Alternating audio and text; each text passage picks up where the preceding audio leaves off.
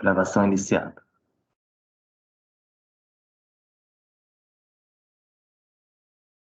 Bom dia, todos os conselheiros. Estamos iniciando a sessão dessa manhã do dia 20 de julho de 2021. Temos a composição aqui, doutor Luiz Eduardo, doutora Tatiana, doutor Rodrigo Mineiro, doutor Valcir, doutor Jorge, doutora Semiramis, já marco a sua posição aí, Semiramis, substituindo a doutora Érica, doutora Vanessa e doutor Rodrigo, eu, presidente. Iniciaremos com as sustentações orais. Item 27, do Rodrigo Mineiro, começaremos com o senhor. Recorrente, Fazenda Nacional interessado, Kraft Foods Brasil. Vimar, pode convocar o patrono. Ok, presidente. A doutora Concília, presidente. Que é a patrona, é a doutora Bruna. Doutora Maria Concília, por favor, clicar na mensagem enviada no chat. Doutora Maria Concília, por favor, clicar na mensagem enviada no chat. Item 27 da pauta, doutora Bruna, seu processo será julgado agora. Por favor, clicar na mensagem enviada no chat. Item 27, doutora Bruna, seu processo será julgado agora. Por favor, clicar na mensagem enviada no chat.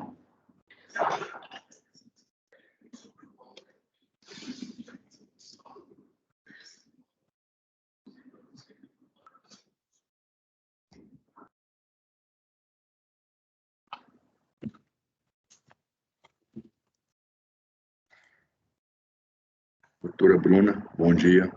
Olá, bom dia. A senhora consegue nos ouvir? Também estamos ouvindo a senhora. Consigo sim. A gente vai votar, então, o item 27 da pauta, doutor Rodrigo Mineiro com a palavra. Recorrente Fazenda, interessado Kraft Foods. Bom dia a todos, bom dia, presidente, colegas, doutora Maria Concília, doutora Bruna. Trata-se de recurso especial de divergência interposto pela PGFN em face do acordo 101.95009, de 15 de junho de 2005, por meio do qual o colegiado anulou todos os atos processuais praticados a partir dos autos de infração de folhas 971 a 1039, inclusive sua re-ratificação, considerada uma segunda autuação, que eu transcrevo a emenda. Devido ao trâmite processual, reproduz excerto do recurso especial da Fazenda com a descrição dos fatos. Esse processo ele teve um trâmite, o nosso recurso, nós estamos analisando recurso de um acordo de 2005. E já veio aqui para o CARF, já foi julgado, e nós estamos voltando lá em 2005. Então, aqui, excerto do recurso da Fazenda, com a descrição. Presente feito possui um longo caminho processual já percorrido, motivo pelo qual entendemos que seja prudente fazer um resumo do trâmite. Começamos por destacar que o feito decorre de um desmembramento do processo final 9755, necessário em virtude da adesão do contribuinte a parcelamento, feito em relação a parcelas já tidas como devidas de forma incontroversa nos autos. Feita essa observação, cumpre destacar que se trata de impugnação à Constituição de Crédito Tributário, conforme autos de infração lavrados em 97, abrangendo imposto de renda, FIS social, COFINS, imposto de renda na fonte, omissão de receita ou redução do lucro líquido, CSLL, perfazendo o crédito tributário no valor tal. Contribuinte Crafter Lacta, nova razão social de Que Bom Indústrias Alimentícias, incorporadora de Aqui Refresco. Isso aqui é interessante, né, para quem é dos anos 80, né, essas marcas fizeram parte da nossa infância e adolescência, isso é interessante. Né? Contribuinte ao qual se refere os fatos apurados pela fiscalização, ciente do lançamento em 2007, apresentou defesa única protocolizada em 27 de 5 de 97, em relação a todos os autos de infração. Apreciada a impugnação, o processo foi baixado em diligência conforme resolução tal, para fins solicitados. Essa resolução é importante para a gente enfrentar o caso aqui. A fiscalização realizou a diligência conforme conta as folhas 452 a 972, procedendo à lavratura de termos de intimação e juntada das peças apresentadas no curso da diligência, elaborando o relatório fiscal. Em razão das constatações realizadas, procedeu-se à lavratura do termo de re-ratificação de autos de infração, consciência em 9 de agosto de 99, apurando o crédito tributário no valor inferior àquele. O contribuinte apresentou nova defesa em relação ao lançamento complementar, alegando que não havia como substituir tal autuação por contrariar a legislação aplicável, requerendo sua improcedência e arquivamento do processo administrativo. Foi proferido o acórdão 1744 em 2002, considerando o lançamento procedente em parte e recorrendo de ofício ao Conselho. Ciente, em 2003, o autuado interpôs recurso voluntário. A primeira Câmara do então primeiro Conselho proferiu o acórdão 101.95009, que é o acórdão recorrido, referente ao recurso tal, em sessão de 15 de junho de 2005, nos termos lá em cima, que eu já reproduzi a emenda. Veja-se que, além de anular todos os atos processuais praticados a partir dos autos de infração, o acórdão anulou também sua re-ratificação, considerada uma segunda autuação. O processo retornou à 10ª turma de julgamento da DRJ, após a ciência do interessado. Dessa forma, em função do quanto decidido pelo Conselho de Contribuintes, o julgamento de primeira instância apreciou a impugnação e a petição tal, observando o resultado da diligência, conforme relatório fiscal de florestais, quanto aos itens que compuseram a primeira autuação apenas. Então, essa nova decisão, o CARF decidiu para anulação de tudo. Voltou lá para a DRJ e a DRJ considerou, fez um novo julgamento, considerando apenas o primeiro auto de infração lavrado, antes da diligência. Né? Frise-se que a União, é o ponto, por isso que tem esse recurso, não foi intimada do acórdão 101.95009. Do acórdão proferido em 2006, houve interposição de novos recursos que foram julgados pelo CARF em 2009, formalizando o acórdão 11.02.00034. Intimada desse acórdão, a União interpôs embargos de declaração no qual alegava, dentre outras questões, a nulidade do feito por falta de intimação do acórdão 101.95009. Argumento que foi acolhido no julgamento do acórdão 302.2040, julgado em fevereiro de 2017. Então, aqui é a ementa do acórdão 2040. A ausência de intimação da Fazenda Nacional quanto à prolação de acordo contrário aos seus interesses caracteriza flagrante cerceamento ao exercício do seu direito de defesa e violação ao princípio do contraditório, na medida em que o feito teve prosseguimento, inclusive com o proferimento de novas decisões, sem que a embargante tivesse tido a oportunidade de se manifestar nos autos, mediante a interposição de recursos que entendesse cabíveis. Dessa feita, impõe-se a anulação de todos os atos processuais praticados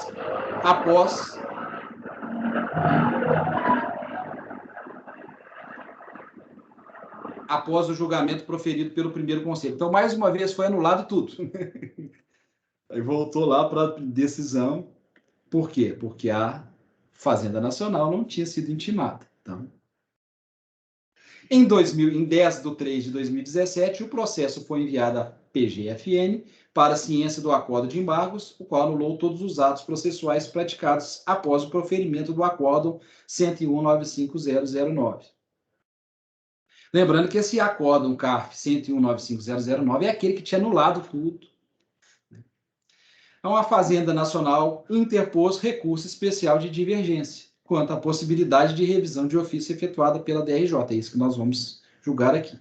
A fim de comprovar a divergência, apresentou como paradigma os acordos 202.13.075 e 108.07556. O recurso foi admitido, o sujeito passivo apresentou suas contrarrazões, alegando ausência de divergência jurisprudencial e nulidade do auto de infração. O processo foi encaminhado a esse conselho para julgamento e, após sorteio, posteriormente distribuído a este relator. É o relatório, presidente. Doutora Bruno tem 15 minutos. Oi, Lu, senhor presidente, senhor conselheiro relator e demais conselheiros, bom dia. Inicialmente, eu gostaria de pedir a licença aí para os senhores para poder compartilhar uma apresentação que eu imagino que vá clarificar um pouquinho melhor o presente caso. Os senhores conseguem observar a apresentação? Perfeitamente. Ótimo. Então, vamos lá. O processo foi muito bem relatado, no entanto, como é uma questão bastante antiga e essas idas e vindas acabam tornando ele um pouco complexo, digamos. Bem, então, a autuação original, ela é lá de 1997, foi decorrente de um procedimento de fiscalização que apurou uma série de supostas exigências aí, ausência de pagamento por parte do contribuinte de imposto de renda, reflexos, contribuição para fim social, IR-fonte, enfim, uma série de outros tributos, que na época montavam aí 11 milhões e 300 mil reais. Apresentada a impugnação pelo contribuinte, o acórdão da DRJ determinou a baixa em diligência desse processo para que a autoridade autuante preparasse uma planilha para descrever minuciosamente os fatos, o período base, o valor tributável e o enquadramento legal. Essa tira que está colada para vocês na tela foi retirada lá do acórdão da DRJ do dispositivo. Na sequência, foi lavrado esse segundo novo auto de infração. Como os senhores podem notar, houve uma redução drástica dos valores e houve a substituição do auto de infração de fim social pelo auto de infração de PIS-REPIC, que não constava no lançamento original. Pois bem, dando sequência ao processo administrativo, com a apresentação dos recursos cabíveis, sobreveio o acórdão recorrido, né, que hoje está em análise aqui por este conselho, que foi proferido à época pela primeira Câmara do antigo Conselho de Contribuintes, que determinou a anulação desse segundo auto de infração e todos os atos processuais decorrentes após, né, realizados após a lavratura desse segundo auto de infração, justamente por entender pela impossibilidade de revisão do lançamento, uma vez que esse novo auto de infração teria, de fato, substituído o originalmente lavrado. Desta feita, o processo retornou à DRJ para novo julgamento da primeira impugnação apresentada com relação ao primeiro auto de infração. Deu-se sequência ao processo administrativo, foi anulado novamente em razão ali da ausência de intimação da Fazenda com relação àquele acórdão. E, nesse momento, enfrentamos aí o recurso especial apresentado pela Fazenda, no qual alega-se que essa segunda autuação tratou-se de mera re-ratificação do lançamento. Pois bem, como os senhores podem observar aí, o acórdão paradigma que foi reconhecido como comprovação da divergência jurisprudencial, ele trata de uma situação fática bastante diversa do acórdão recorrido. Então, enquanto o acórdão paradigma, ele trata de questões relacionadas ao IPI, o acórdão recorrido trata de imposto de renda, pessoa jurídica e reflexos. Além disso, ainda que pela análise de todo o acórdão, né, do relatório, enfim, verificamos ali que realmente trata de uma questão de novo lançamento, há uma certa discussão acerca se haveria uma nova fundamentação ou não, uma alteração de critérios jurídicos, porém, ainda assim, não conseguimos visualizar em qual momento que há uma situação fática relacionada ao acórdão recorrido. Então, dessa forma, preliminarmente, requeremos a não admissão do recurso especial fazendário em razão dessa ausência de divergência jurisprudencial. No que tange mais especificamente ao mérito, eu colacionei novamente aí para os senhores ter um pouquinho mais de tempo de visualizar como que a DRJ, na época, determinou essa baixa de diligência. O que, ao nosso ver, comprova cabalmente que realmente houve a lavratura de um novo auto de infração. Como os senhores podem notar, a DRJ, né, na ocasião ali da baixa de diligência, determinou, basicamente, que fosse lavrado um novo auto de infração. Isso porque a descrição minuciosa dos fatos, o período base, a determinação do valor tributável do enquadramento legal, são os critérios, são os requisitos mínimos determinados pela legislação tributária para o lançamento, para a constituição do lançamento tributário. como a gente pode notar, essa diligência, além de reduzir consideravelmente o crédito tributário, ele, inclusive, substituiu o auto de infração de fim social pelo novo auto de infração de PIS/REPIC, o que é uma informação muito importante, porque ela comprova mais uma vez que realmente houve uma nova autuação. Diferentemente do que quer fazer crer a Fazenda em seu recurso, fica um pouco difícil de entender que houve realmente apenas uma retificação do auto originário, uma vez que foram verificados, inclusive, novos tributos. Dessa forma, restando muito pouco daquele auto de infração originário, o que nós podemos notar é que realmente houve a substituição integral de um auto de infração pelo outro. Não havendo aqui, ao nosso entender, como afirmar que houve apenas um saneamento do lançamento, enfim, uma tentativa de correção de meras falhas, pois esse segundo auto de infração, de fato, acabou por substituir o primeiro auto de infração. Dessa forma, considerando esses fatos tão claros, requeremos o não provimento do recurso especial da Fazenda e, consequentemente, ali a manutenção desse acórdão do Conselho de Contribuintes. Obrigada pela atenção, já vou retirar aqui a apresentação.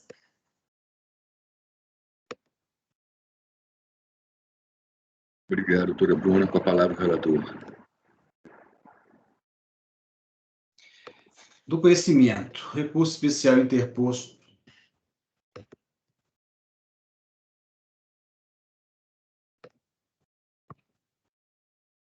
Agora sim. Recurso especial interposto pela Fazenda Tempestivo, restando analisar o atendimento aos demais pressupostos de admissibilidade constantes no artigo lá do RICARF. Conforme relatado, a Fazenda Nacional suscita divergência quanto à possibilidade de revisão de ofício efetuada pela DRJ. A fim de comprovar a divergência, apresentou como paradigmas os acordos tais. Transcreva as emendas. O despacho de admissibilidade rejeitou o segundo paradigma, Acordo 108.07.556, por não demonstrar divergência no que diz respeito à possibilidade de revisão de ofício do lançamento em face da impugnação. E aqui eu transcrevo o excerto do despacho que rejeitou o segundo acordo.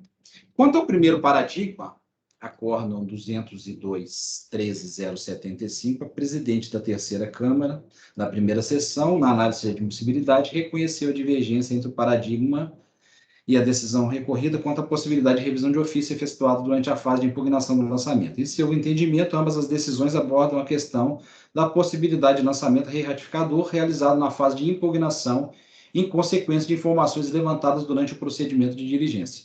Enquanto o paradigma aceita a efetivação do lançamento, desde que mantido o direito à ampla defesa e ao contraditório, a decisão recorrida considerou que seria um novo lançamento e que não era possível a autoridade autuante fazer no curso de diligência. Aqui eu transcrevo o excerto do parecer que fundamentou o despacho. Eu vou ler. No paradigma, consubstanciou-se o entendimento que, estando o processo na fase de impugnação e tendo sido demanda a execução da diligência, é possível a realização de lançamento para retificar e corrigir eventual falha no lançamento original. Aí eu negrito, desde que não altere os fundamentos de fato e de direito do lançamento e que não reste prejudicado o direito à ampla defesa e ao contraditório. É só essa parte negritada que eu gostaria de ler. Entretanto, entendo que a diferença entre os fatos cotejados não nos permite afirmar que houve a divergência jurisprudencial alegada. Na decisão paradigma, expressamente, o colegiado afirma que não houve alteração dos fundamentos de fato e de direito que motivaram o lançamento. Transcrevo aqui, excerto do Acórdão 202.13.075, foi o paradigma. Preliminarmente, não cabe razão à recorrente em alegar que, no segundo auto de infração, houve mudança de critério jurídico, com fulcro na mudança de enquadramento regulamentar aplicado, ou seja, a eventual falha havida no primeiro lançamento não prejudicou o entendimento da recorrente acerca do lançamento, nem tampouco sua defesa alterou-se no mérito após a reratificação do lançamento. A mera alteração das normas jurídicas não importa em mudança de critério jurídico, uma vez que está em pauta, e o que esteve em pauta desde a intimação inicial foi a saída de mercadoria importada de estabelecimento equiparado industrial sem o devido destaque do IPI. Aí eu negrito e grifo. Tenho para mim que o lançamento complementar retificou tão somente um erro material, que não ofendeu o direito à ampla defesa e ao contraditório da recorrente. Tudo é paradigma. Aliás, o segundo lançamento, que na verdade é a reratificação da prece exordial, lançamento complementar, veio a conferir à recorrente o direito aos créditos de IPI que alegou em sua impugnação e excluir as devoluções comprovadas, em nada alterando os fundamentos de fato e de direito que motivaram o lançamento, negrito e grifo. A diligência determinada pela autoridade julgadora de primeira instância foi providencial, pois possibilitou o aproveitamento de créditos comprovados pela recorrente. Então, o último parágrafo, portanto, não houve novo lançamento nem nova fundamentação, uma vez que os artigos citados no auto de infração complementar não alteraram o fundamento e a motivação do lançamento. Que eu termino essa citação.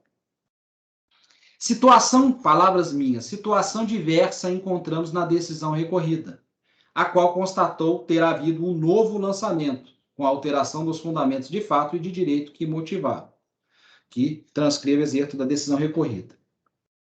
Em questão preliminar, a recorrente suscita decadência em relação aos novos autos de infração, lavrados em 9 de 8 de 99, tendo em vista se tratar de novo lançamento, a qual abrange o período compreendido entre janeiro de 91 e março de 94. Argumenta a recorrente que, em vez de corrigir o lançamento inaugural, a autoridade administrativa promoveu o novo lançamento, tendo-se demonstrado infrutífera a tentativa de transvestir tal evidência, nominando o novo ato administrativo de termo de reratificação de autos de infração e outros documentos.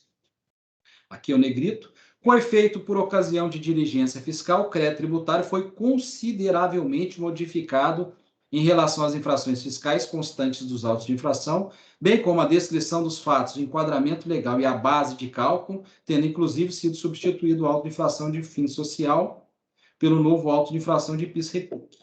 Tem razão a recorrente, pois o lançamento original muito pouco restou, tendo em vista que novos itens foram incluídos, processos adicionais de verificação foram implementados, demonstrando assim a falta de liquidez e certeza do lançamento original, cujo valor, contrastando com aquele apurado no novo lançamento, apresentou-se absolutamente incorreto, ou seja, os autos de infração originais foram definitivamente cancelados, eis que substituídos integralmente pelos novos autos de infração lavrados em decorrência de resolução determinada pela turma de julgamento. Aqui eu termino de ler a parte negritada. Continuando a citação, após o refazimento in toto do procedimento fiscal, não há mais que se falar em suposto saneamento do lançamento original, pois o novo substitui integralmente o antigo, devendo ser considerado a partir de então unicamente o procedimento fiscal que culminou com os autos substitutivos. Na acusação primitiva, a exigência abrangia o período tal.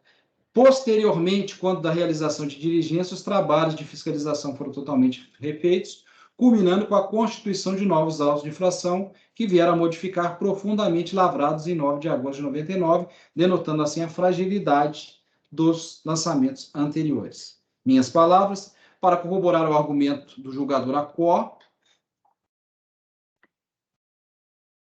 transcreve os termos da diligência fiscal determinada pela DRJ,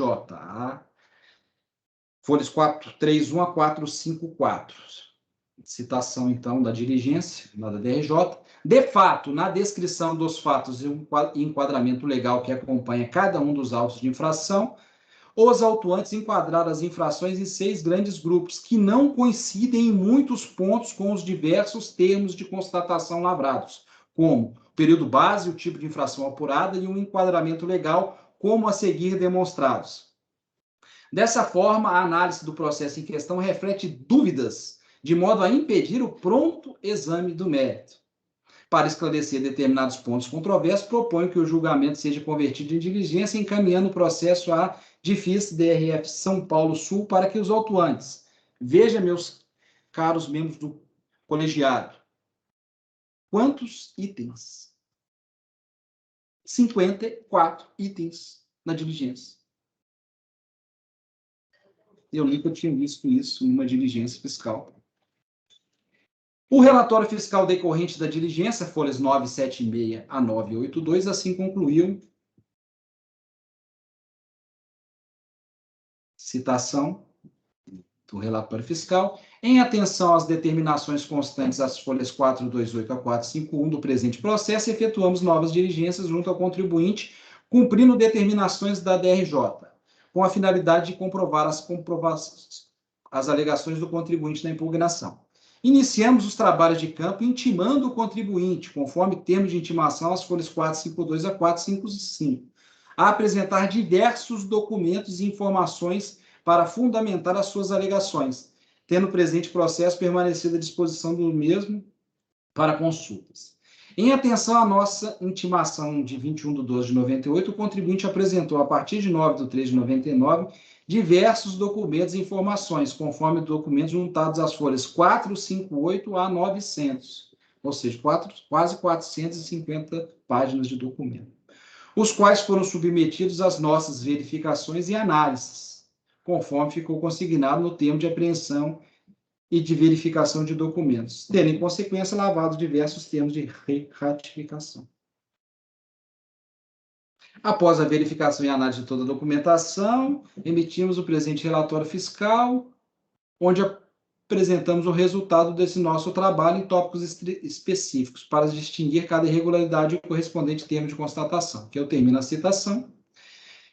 Já finalizando, percebe-se, minhas palavras agora, portanto, que não se tratava de um simples esclarecimento determinado pela autoridade julgadora, mas uma lista de 54 itens a serem sanados pela autoridade lançadora, que procedeu a um novo procedimento fiscal, com lavratura de novo termo de intimação, com a determinação para apresentação de diversos documentos e informações. Foram juntados quase 450 folhas de documento, os quais foram submetidos a verificações e análises fiscais, resultando em diversas retificações no lançamento efetuado, conforme diversos termos de re-ratificação lavrados.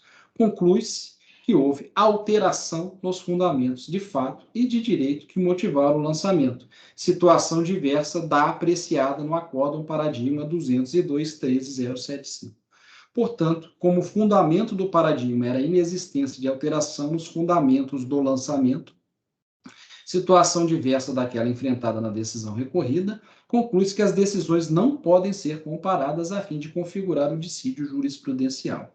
Da conclusão, em face das razões e fundamentos acima expostos, voto por não conhecer do recurso especial de divergência interposto pela Fazenda Nacional. É o voto do conhecimento. Presidente, se o colegiado decidir de forma divergente, eu passo à leitura do mérito. Vamos primeiro votar o conhecimento. Doutor Luiz Eduardo. Presidente, foi muito claro o relator, em que pese eu ser muito, muito flexível na análise desse tipo de questão de alteração de fundamento jurídico. O caso aqui é um caso extremo. Eu queria deixar muito claro, porque o auto de infração inicial era 11 milhões, o outro foi 4. E o que tinha de diferente pela sustentação oral era o lançamento de fim social ter sido trocado por PIS/REPIC. Prestem atenção nisso. Aí eu imagina que vocês tenham prendido 11 pessoas, e aí alguém diz assim, opa, pode ter gente inocente aí. Aí vão e prendem 4 pessoas. 3 são as mesmas que estavam presas na primeira vez. Libertou tudo, pegou 4. Uma é nova. Bom, essa nova tem que estar fora. Mas essas outras 3 podem ser investigadas para ver se realmente, desde o início, elas foram acusadas. Então, a ideia de ter a mesma infração na diligência me permitiria pensar que, olha, nessa parte foi apenas corroborado. Mas a questão importante aqui é que foram trazidas provas novas. Então, não é só uma questão de esclarecer um fato, mas de provar coisas novas. Então, nesse ponto, 54, né, doutor Rodrigo Mineiro? 54 pontos da diligência, que começou uma fiscalização nova e não uma revisão daquilo que foi feito. Se tivesse sido feita uma revisão, olha, a infração número 1, precisa ser esclarecido o que dela, não foi isso. Então, esse ponto aqui foi fundamental para eu me convencer de que o entendimento do relator está correto, eu acompanho.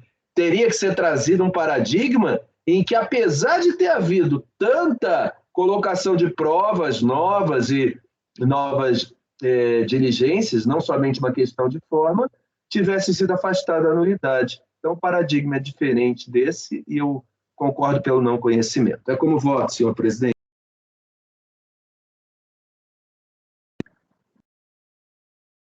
Doutora Tatiana. Primeiramente, gostaria de parabenizar o doutor Rodrigo, acho que o seu voto foi muito claro. Acompanho o relator. Doutor Valcir. Excelente voto quanto ao conhecimento com o relator. Doutor Jorge. Excelente voto, doutor Rodrigo. A única observação que eu faço ao encontro do doutor Luiz é que realmente a questão aqui, eu não vejo nenhum, a questão já é mais médica, não vejo nenhum empecilho que se diga que foi um novo lançamento. A única consequência é a questão da decadência. Então, quer dizer, a leitura que eu faria seria o seguinte, olha, a DJ mandou para sanear e foi refeito um lançamento com tributos distintos e valores e situações diversas.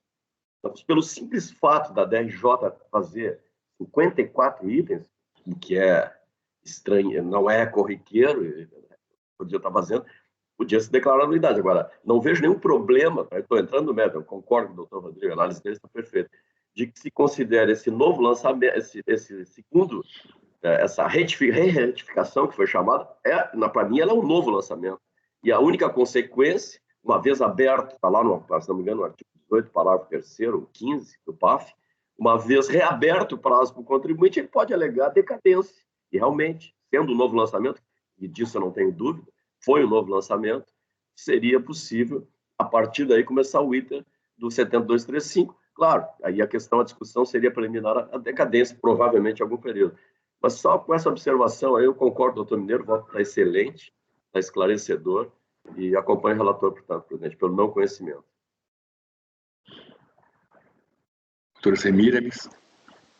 Voto claríssimo, excelente, como todos que já comentaram, e eu acompanho integralmente. Doutora Vanessa. Também acompanho o relator, presidente, excelente voto, muito claro, e eu acho que numa situação bastante complicada conseguiu trazer para o colegiado com bastante clareza, né? Então acompanho o relator. Esse voto, nesse acórdão proferido, recorrido, ele é de 2005. E esse que 16 anos depois, a gente vai votar. Não foi nem o julgamento, não. O recurso foi interposto em 2005. 16 anos depois, a gente está aqui julgando, para não conhecer. Parabéns, doutor Rodrigo Mineiro. A doutora Bruna também fez uma exposição muito didática, esclareceu muito, doutora Bruna. Doutor Rodrigo Mineiro também, tem um voto muito detalhado, e acompanha o relator. Então, por unanimidade de votos, não se conheceu do recurso. Obrigado, doutora Bruna. Obrigada, bom dia. Bom dia. Fábio Mari tem 28. Ok, presidente, farei a convocação. Deixa eu ver se está aqui na pasta já. O seu processo será julgado agora. Por favor, clicar na mensagem enviada no Aqui já. item 28 da pauta, doutor Bruno. Seu processo será julgado agora. Por favor, clicar na mensagem enviada no chat.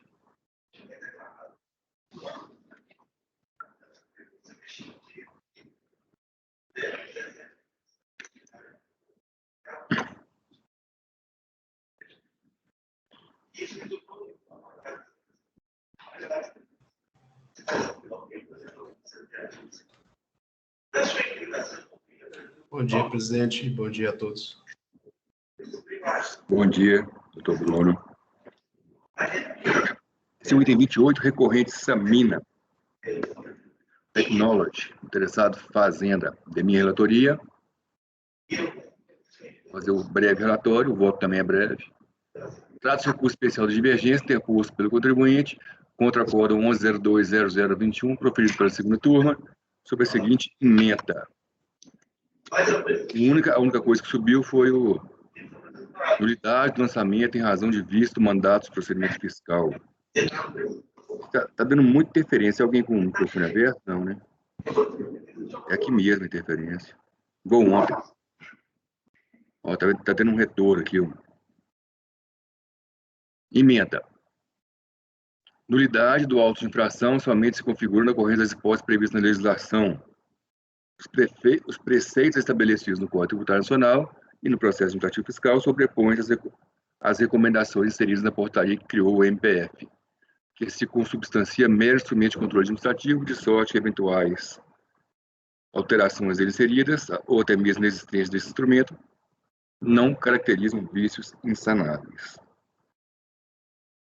Ao seu recurso especial em exame e reexame, a admissibilidade só foi dar seguimento à matéria. Nulidade do procedimento do procedimento de fiscalização, tendo em vista a intimação da recorrente acerca da prorrogação do MPF após o seu término. PGF ainda apresentou por outras razões.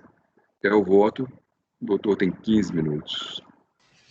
Presidente, a minha presença é só para acompanhar, então o senhor pode, por gentileza, seguir com o voto. Agradeço. Obrigado, doutor Bruno. Estou conhecendo o recurso.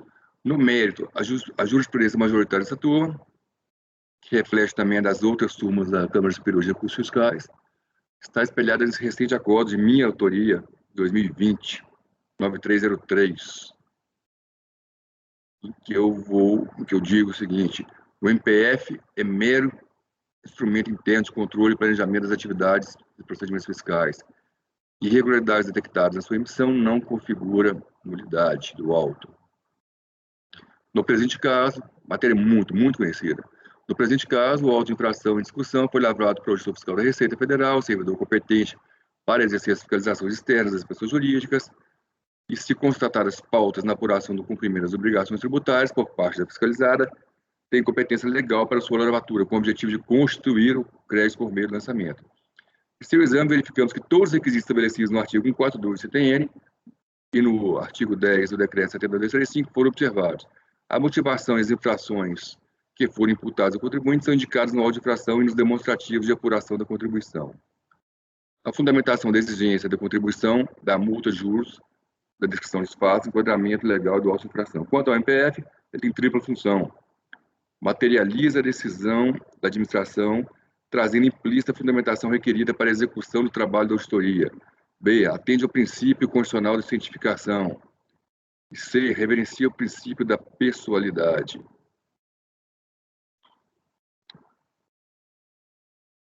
No presente caso, o lançamento foi efetuado com base nas verificações da documentação fiscal do contribuinte, que dispensaria por si só a emissão do MPF.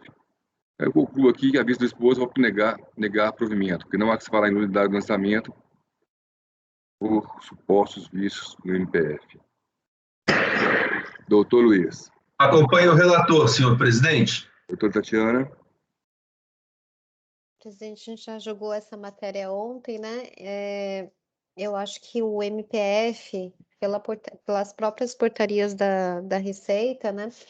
Ela evitava surpresa ao contribuinte, então eu peço vênia para divergir. Doutor Rodrigo Mineiro. Com o relator, presidente. Doutor Valcir. Com o relator. Doutor Jorge. Com o relator. Doutora Semiramis. Essa matéria também é bem conhecida nas TOs, a gente tem até já pacificado que realmente não causa qualquer nulidade, até mesmo porque nessa fase não existe nem processo administrativo ainda, né? A gente está na fase de um procedimento e o contencioso não nasceu ainda, né? Então não há que se falar em qualquer nulidade. Então eu também acompanho, presidente. Doutora Semiramis, exatamente como vota a doutora Érica. A doutora Érica, ela mudou o voto nas últimas sessões, exatamente nesse sentido. Será doutora que ela Vanessa, está soprando aqui no meu ouvido? Doutora Vanessa, A minha posição já é conhecida, eu acompanho a divergência. Eu acho que o MPF tem essa função de delimitar a matéria que vai ser submetida à fiscalização, né? Então, eu voto com o relator. Oi. Então, foi negado provimento por maioria de votos, vencidas as conselheiras Tatiana e Vanessa.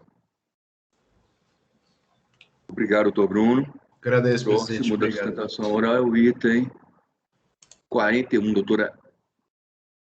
Vai até quando essa pauta da doutora Érica, de qualquer maneira, está fora de pauta. Essa pauta vai até o 56, portanto, a última sustentação, que na verdade é só um acompanhamento, é o item 45 da doutora Tatiana, LG Electronics. Se não me engano, foi vista para mim. Fabio, vou chamar. Deve ser a doutora Diana. Deixa eu confirmar se ela tem mesmo. Isso, doutora Diana. Ok, presidente, farei a convocação.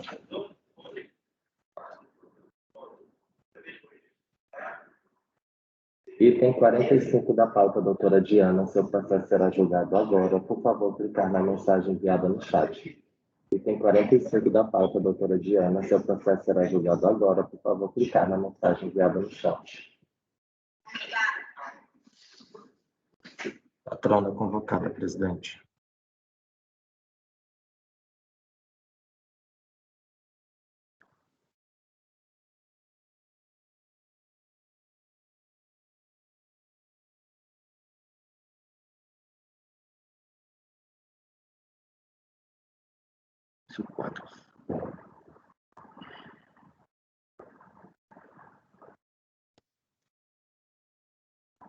Bom dia. Bom dia. Bom dia, doutora Diana. Bom dia, conselheiros. Bom dia, presidente. Tudo bem? Bom dia, doutora Maria Concília. Presidente, como houve mudança de colegiado, eu vou fazer o relatório de novo e eu não sei, acho que a doutora Diana vai sustentar. Ela pode fazer uma sustentação oral porque nós tivemos um problema com a doutora Érica, a doutora Diana. Tem que fazer uma cirurgia de emergência. Está aqui a doutora Semília, mas a senhora pode, a senhora tem o direito de fazer uma nova sustentação oral. Doutora Diana, a senhora está morando no Brasil, não, né? Na verdade, eu estou morando em Brasília, mas agora, nesse exato momento, eu estou em Maceió, estou na casa da minha mãe. Vim visitar meus velhinhos aqui no meio da pandemia. Porque alguém tinha falado que a senhora tinha mudado para o exterior. Acho que foi. Ah, não, quem mudou para o exterior foi meu marido. Ele está em Viena. Na eu acho Áustria, talvez. É porque meu marido é colega da doutora Maria Concília, ele é procurador da Fazenda Nacional. A última vez que eu falei com ele estava indo de mudança para a Áustria. Mas ele vai voltar. Ah, sim. E eu vou visitar só. Achei muito difícil mudar com as crianças pequenas, no meio da pandemia, sem falar a língua lá. Eu disse, não, vamos ficar no casamento virtual, que agora tudo tá virtual, tá na moda. Então, você fica aí, eu fico aqui, a gente se encontra, né, de férias, mas e com duas crianças pequenas, que os senhores até viram, né, que no julgamento passado meus filhos entraram no colo, no meio do julgamento, perdão. Doutor Felipe é excelente profissional, como a senhora assim também o é. Obrigada, presidente. Em polos opostos, porém bons profissionais. Tem muita briga em casa por causa de tributário. A DR deve ser bem técnica, né, doutora Diana? Quando tem reforma tributária, ele fala, não, tem que tributar dividendo sim. Eu digo, imagine, isso é um absurdo. Aí começa a briga. Desculpa, qual é o item, doutora Tatiana? Item 45 da pauta. Recorrente Fazenda, interessado no LG. Ele está como 9. Está como item 9 na pasta da doutora Tatiana, porque é do mês passado. Obrigado. Até porque eu achei que a senhora tinha mudado também, quando ele falou que ia mudar. Doutora Tatiana, com a palavra. Certo. Trata-se de recurso especial interposto pela Fazenda contra a corda número tal da primeira turma ordinária da segunda Câmara e terceira sessão, que deu provimento parcial ao recurso voluntário nos seguintes termos. Por unanimidade de votos, reconheceu decadência quanto aos períodos de apuração anteriores a 25/10/05, manteve o valor tributável mínimo, determinado nas operações de venda entre interdependentes, manteve a exigência de multa de ofício do juro sobre ela calculada, por maioria de votos, cancelou a autuação contra a presunção de saída sem nota fiscal, manteve a autuação referente às quebras do processo produtivo e, por votos de qualidade, cancelou a autuação contra a base de cálculo nas saídas para terceiros sem relação de interdependência. Então, o colegiado consignou a ementa, né, relativa ao valor tributável dos insumos inutilizados ou deteriorados, créditos estorno, né, e presunção de saídas de mercadoria sem nota fiscal, que o lançamento deve ser cancelado quando não demonstrado com a devida auditoria de produção a saída de mercadoria sem nota, falta de lançamento em nota fiscal, outra cobertura de créditos, decadência, prazo de contagem, né, pagamento de ESACO, falando do artigo 150 do CTN, né, como efeito de contágio, juros de mora, decorrente de tributos, incidência, né. Insatisfeita, a Fazenda Nacional antepôs recurso especial contra o referido acordo, citando divergência contra o prazo decadencial e ao lançamento decorrente de saída de mercadoria sem nota fiscal. Traz em síntese quanto ao prazo decadencial que os créditos utilizados foram calculados e aproveitados indevidamente, e sendo assim os saldos credores da escrita fiscal dado lugar a saldos devedores que não foram objeto de pagamento antes do exame efetuado pela autoridade administrativa, o prazo decadencial deveria se contar pela regra do artigo 173, né? Ao lançamento decorrente da saída de mercadoria sem nota fiscal, foram identificadas significativas divergências numéricas no estoque. Tais divergências eram oriundas de inúmeras ocorrências, dentre as quais as identificadas por meio do código alfanumérico CN06. No que diz respeito ao código, o contribuinte autuado registrou sob tal codificação divergência numérica em seu estoque de insumos, tratando-se como custo de venda. A falta de mercadoria no estoque do contribuinte foi identificada pela fiscalização como a hipótese legal do artigo 123-O do RIP, do qual deriva que o lançamento de tributo deve ocorrer na apuração pelo contribuinte de falta no seu estoque de produtos. Foi dado seguimento interposto pela Fazenda, é o relatório. Obrigado, doutora Tatiana. Para situar aqui a doutora Semira, vou fazer uma observação que está aqui na ata, doutora Semira, na pauta, que esse processo tem vista para o conselheiro Luiz Eduardo Oliveira dos Santos. A relatora voltou por conhecer o recurso especial e, no mérito, negou o provimento, à época. Nesse ponto, houve pedido de vista. Não houve manifestação quanto ao conhecimento de mérito após o voto da relatora. Não votaram os demais conselheiros, então a senhora vai votar nesse processo. Presidiu o julgamento o conselheiro Rodrigo da Costa Poça, sustentação oral, doutora Diana Iatti. A senhora recebeu a pauta anotada? Eu vou mandar para a senhora, se a senhora não recebeu. Você está com a pauta anotada aí, né? A pauta anotada eu não recebi, mas eu estou com acesso tanto ao e-processo quanto à pasta T. Tá, então eu vou te mandar essa pauta anotada aqui, que tem todas as informações da sessão passada. Obrigado. Doutora Diana, a senhora pode fazer a sustentação oral, 15 minutos. Obrigada, presidente. Eu acho que todos devem lembrar pelo menos algumas linhas gerais com relação ao caso, então eu vou fazer apontamentos bem mais resumidos e até em atenção à presença da doutora Semiramis aqui. Eu fui até olhar aqui nos casos da LG, se a doutora Semiramis já tinha votado em algum caso semelhante a esse, mas não, então é matéria nova, eu acho que para a conselheira. Esse processo ele é oriundo de um auto de infração, então essa informação é determinante aqui até para uma discussão que ela foi iniciada aí no julgamento passado, no final já dos debates. Por que eu estou mencionando aqui que é auto de infração? Porque o ônus da prova é da fiscalização. E depois do curso regular do processo administrativo, que permaneceu em discussão e subiu para essa Câmara Superior de Recursos Fiscais, veio no envelope, para usar a expressão que o doutor Rodrigo acho que às vezes usa, a discussão com relação à decadência, a aplicação do 173 e 150, e o segundo ponto, que é a exigência do IPI em saídas supostamente não tributadas decorrente de um código CN06. Óbvio que essa referência de código CN06 é específica da empresa, não existe no CTN. CN06 nada mais, nada menos que é um controle interno, que eu vou, quando chegar no mérito, um pouquinho mais adiante, explicar exatamente o que significa e qual a repercussão para o caso concreto.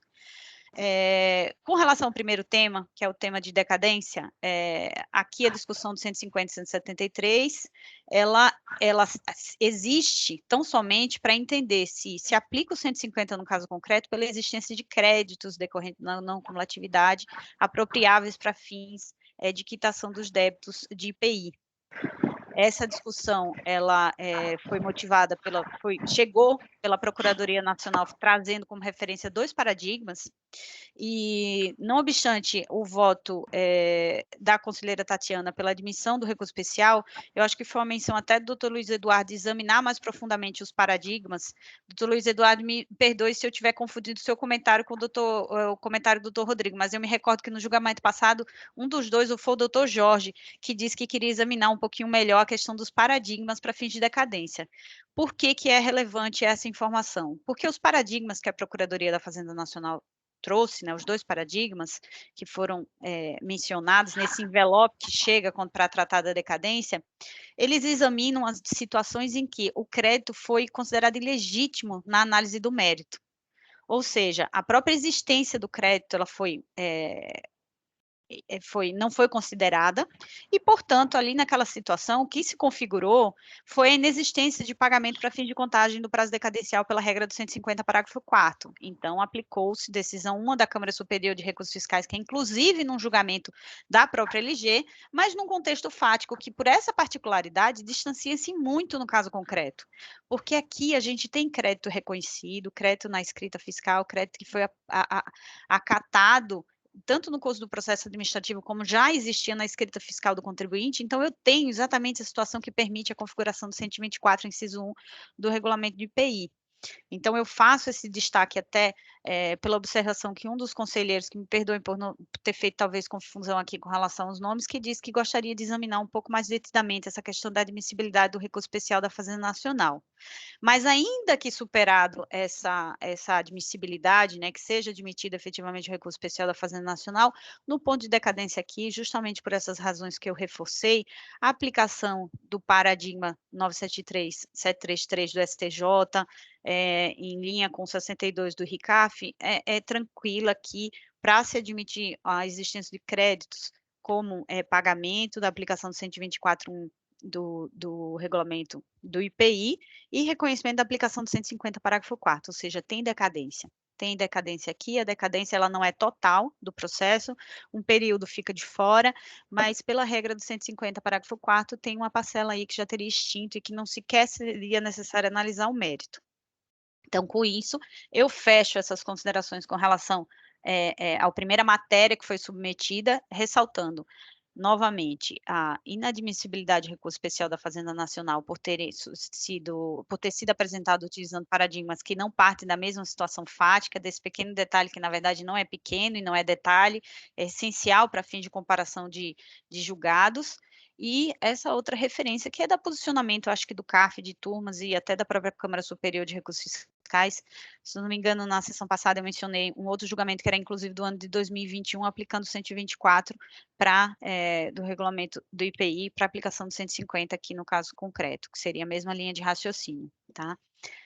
O segundo ponto é o mérito do processo com relação à rubrica que foi submetida aqui à análise da Câmara Superior de Recursos Fiscais, é referente a esse código chamado CN06. Que é a origem dessa discussão, o que a fiscalização trouxe aqui como elemento? Ela fez uma avaliação de estoque, aqui um exame de estoque, e entendeu que as baixas nesse código CN06, elas equivaleriam à saída sem nota fiscal. Quer dizer, fez uma análise da escrita fiscal da empresa e chegou à conclusão que tinha tido saída sem nota. CN06 é um código interno, uma referência de insumo, dentro de uma linha de produção. Os senhores podem imaginar como funciona a linha de produção da empresa de tecnológica, como a LG, gigantesca. Cada item, ele tem uma receita de bolo lá com diversos insumos que são utilizados para a fabricação daquele produto. O CN06, ele significa a saída de um ingrediente, né, vou chamar trazendo todas as referências aqui de receita, mas de um ingrediente que ele não é o mesmo ingrediente, mas ele tem equiparável, utilizável, o mesmo princípio. É como se eu utilizasse duas marcas diferentes daquele insumo. Então, quando eu vou olhar dentro do registro do controle interno da empresa, eu identifico uma saída de um insumo que era exatamente o insumo que estava na receita do bolo original, mas de outra marca, de outra referência, de outro part number, que é o nome exatamente que a empresa usa, de outro part number. Então, se você faz uma busca dentro do controle histórico, exclusivamente com base nessa referência de CN06, você chega a uma presunção equivocada de uma saída sem recolhimento do IPI, quando isso não aconteceu, porque, na verdade, foi só uma movimentação interna entre almoxerifado e linha de produção de um insumo que ele era equivalente ao outro. Então, ao invés de sair aquele insumo A que estava lá na lista de bolo, ele saiu o insumo B, que é equiparado àquele, e o insumo A ele voltou. Então, você só pode chegar a essa conclusão se teve efetivamente uma saída, que não teve, no caso concreto, eu vou até avançar mais um pouquinho depois, se tivesse sido feito um controle e que ele tanto vislumbrasse a saída CN06, como as entradas CN01, que é desse outro que entrou, quer dizer, fizesse a movimentação total do ajuste para ver o que efetivamente tinha saído, e aí eu estou falando saído da empresa, sem nota fiscal. Não foi esse trabalho que foi verificado pela fiscalização. Não foi esse trabalho que foi feito lá atrás, foi uma presunção com base em uma linha de referência ali do controle interno. A decisão muito bem colocada do Dr. Charles, referenciando até um outro processo da empresa, que também referencia um outro processo da empresa, quer dizer que são 3 julgados que já tratam da mesma matéria, todos eles no mesmo sentido, opinaram exatamente dessa forma, falou, olha, estamos só tratando aqui de autoinfração, o ânus da prova é do fisco, a investigação, ela se atentou a apenas uma parcela do controle interno da empresa, não fez uma movimentação de saldo, não fez uma efetiva análise da linha de produção, então não é possível concluir aqui, a partir desses elementos que estão nesse processo, se houve ou não uma saída não tributada. Então, esse voto, esse processo, ele vem, obviamente, no recurso especial da Fazenda Nacional, então no acórdão que acolheu o posicionamento do contribuinte. Mas eu queria destacar que nesse voto do Dr. Charles, que foi inclusive um voto, ele foi redator designado, né, porque o voto do Dr. Leonardo Macedo, que era o relator, ele foi desfavorável nessa parte, mas prevaleceu esse posicionamento que eu estou aqui mencionando, ele faz referência a outros processos em que a mesma análise foi feita. E eu acho que no fim das discussões, e aí eu acho que eu estou certa aqui nessa referência que foi o doutor Rodrigo que mencionou, disse, olha, mas o que tem de documentação nesse processo? Por que nos outros paradigmas o resultado foi diferente? E eu fui até investigar, doutor Rodrigo, nos outros paradigmas são decorrentes de manifestação de conformidade, então tem até a questão de quem é o ônus da prova ali do processo para fazer a referência, que era pedido de ressarcimento / compensação. E, independentemente dessas decisões que foram feitas no paradigma, o fato é que o contribuinte ele apresentou aqui nos autos do processo a referência que aponta, a insuficiência do procedimento de fiscalização nesse processo, quer dizer que a fiscalização ela não cumpriu seu papel de investigar, tratando-se de insumo, todas essas referências que deveria para chegar à conclusão se teve ou não. Veja que aqui é questão prévia. Eu não estou nem falando ainda que não teve uma saída não tributada. Eu estou só dizendo aqui nesse primeiro momento que, independentemente de ter saído ou não ter saída não tributada, o fato é que a fiscalização só poderia chegar a essa conclusão se ela fizesse todo esse procedimento de investigação, se analisasse todas as entradas, saídas, todos esses part numbers, a linha de produção como um todo, o que foi um trabalho que ela não fez. Tá? E aí, no momento seguinte, eu já falo que no processo, foi trazidas referências quanto ao CN06, a movimentação do estoque, todos os documentos que são elementos que comprovam a correção da empresa com relação ao procedimento e que, de fato, não há aqui como se ter com base, e aí eu estou falando de mérito mesmo, um questionamento com relação à tributação das saídas. Tudo que existia dentro da linha de produção para ser tributado na saída do produto final foi tributado, e essas referências de CN06 são referências de controle interno, que não significa de nenhuma forma saída não tributada, referência interna da empresa de movimentação almoxerifado, linha de produção. E aí eu tentei resumir aqui as considerações até buscando um pouco minhas referências do julgamento passado, mas eu continuo à disposição dos senhores para quaisquer outros esclarecimentos, principalmente da doutora Semíramis aqui, que está tendo o primeiro contato com relação a esse processo. Obrigada pelo tempo, doutor Rodrigo. Obrigado, doutora Diana. Doutora Semir, esse processo está com vista coletiva, a única pessoa que poderá pedir vista é a doutora Semíramis. Com a palavra, a relatora.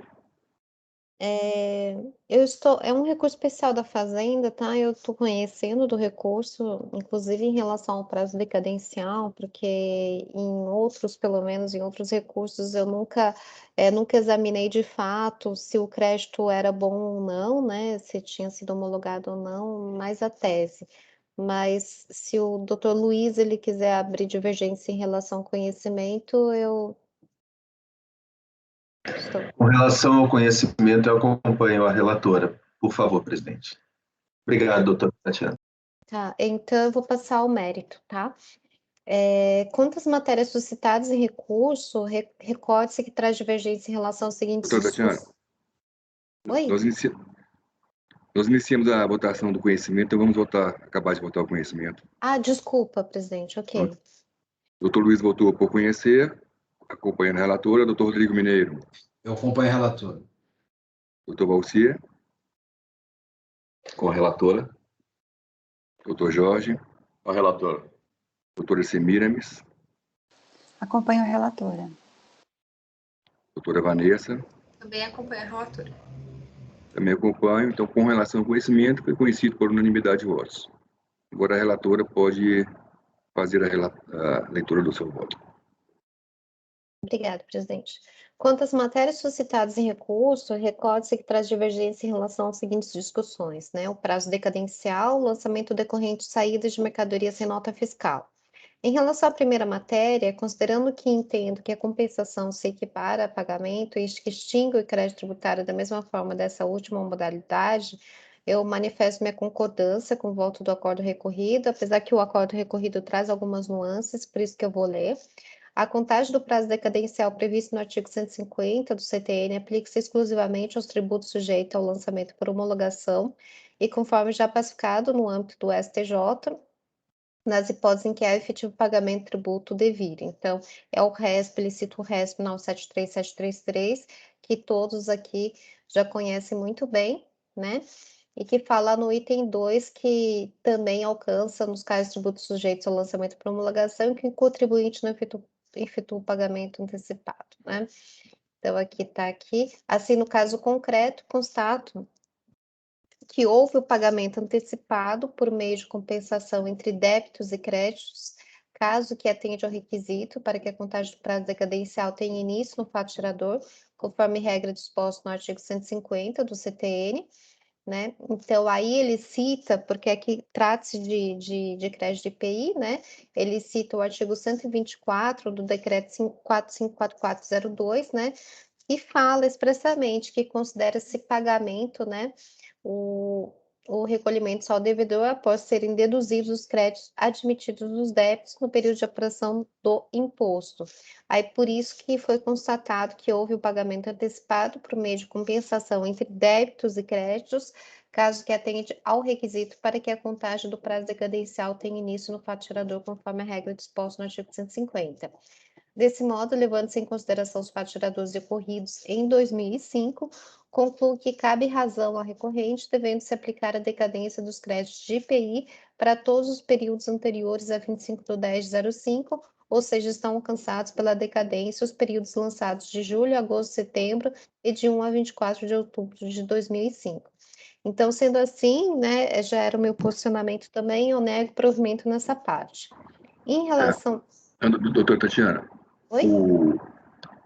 A senhora negou provimento em relação à decadência, né? Isso. Sobrou algum período não decaído? Bom, eu não me recordo. Patrona, você pode... Tem um período sim, doutor Rodrigo, eu vou só ver a referência, mas ele não ataca o auto de infração como um todo, não. Não, senhora, desculpe interromper o voto, mas só para saber se tem esse período, que se não tivesse, a gente ia fazer a votação da decadência, que seria prejudicial de mérito. Mas como tem período não decaído, então a senhora pode fazer a Pode leitura do continuar. voto inteiro, a gente vota em conjunto. Posso fazer uma pergunta, presidente, também? Uma dúvida? Em relação a essa parte da decadência, houve créditos, então, legítimos que compuseram a apuração desses meses, né? Perfeito. Então, considerando que a fiscalização, porventura, não tenha reconhecido, mas sobraram créditos legítimos que permitiram a apuração junto com os débitos da reescrita. Pelo que eu vi, sim, doutora Samira. Então a fundamentação não é porque compensação equivale a pagamento, é porque houve créditos legítimos que entraram na apuração do IPI, por isso se aplicou o 124, é isso? Entendi? Isso. Ok, obrigada. Então, doutora Tatiana, pode prosseguir. Eu iria fazer a votação da decadência caso o período todo estivesse compreendido Sim. nesse período. Somente para esclarecer, quando eu falo compensação equivale a pagamento, eu também equiparo a dedução e dedução, tá? Que é crédito e débito, tá? Por conta da própria apuração. Em relação à segunda matéria, qual seja o lançamento decorrente de saída de mercadoria sem nota fiscal, trago o voto irretocável do ex-conselheiro Charles Maia de Castro Souza. Desculpa, eu esqueci de colocar do Nobre. Aqui. Ex-conselheiro Charles Maia de Castro Souza. Com a devida vênia, discordamos do ilustre relator com relação às seguintes matérias: presunção da saída sem nota fiscal, CN 06, e base de cálculo nas saídas para terceiros, sem relação de interdependência, clientes. A primeira matéria, como se sabe, já foi recentemente apreciada por essa turma de julgamento, quando se deu provimento ao recurso interposto pelo contribuinte. Portanto, não havendo nada de novo no debate, passamos a reproduzir e adotar como razão de decidir o voto vencedor proferido pelo conselheiro Pedro, nos autos do processo administrativo tal. Presunção de saída sem nota fiscal. Então, no presente caso, embora o fisco aponte elevada proporção nos contratos atribuídos aos fretes, não se incumbia de demonstrar que tal proporção fosse artificial ou falsa. Com efeito, aqui se deveria comprovar que os serviços técnicos distintos do frete abrangiam valores maiores que os efetivamente computados pela recorrente e demonstrar que essa diferença foi remetida ao exterior simulado com frete, isto é, com planejamento tributário. A autoridade de origem presumiu a saída de mercadoria sem nota fiscal, isso porque não houve a devida auditoria da produção. Primeiro, é importante registrar que este item de relatório fiscal relacionado principalmente ao código CN 06, do qual foi lançado o EPI por saída de mercadoria sem nota, não se confunde com a quebra, perda, retorno ou devolução de mercadorias, mas sim trata-se de controle interno, quanto que contabiliza movimentações internas de componentes nas diversas etapas das linhas de produção. O código CN 06 é um dos controles de movimentação interna de componentes na empresa e unicamente com base nesse controle não é possível concluir que houve saída de mercadoria sem nota fiscal.